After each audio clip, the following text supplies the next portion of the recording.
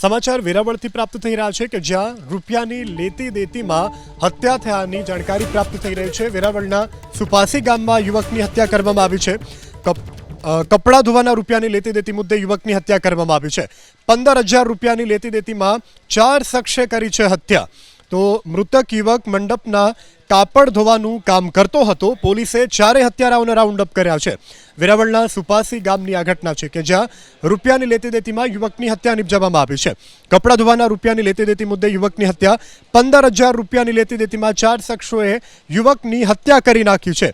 આ મૃતક યુવક મંડપના કાપડ ધોવાનું કરતો હતો કામ। પોલીસે 4 હત્યારાઓને અત્યારે રાઉન્ડ અપ કર્યા છે। તો નજીવી બાબત કપડાં ધોવાના રૂપિયા ન ચૂકવી શકતા હત્યા કરવામાં આવી છે। ફરિયાદી રિઝવાન અને મરણ જનાર રિયાઝ અહેમદ તવાણી એ બંને કુટુંબી ભાઈ છે।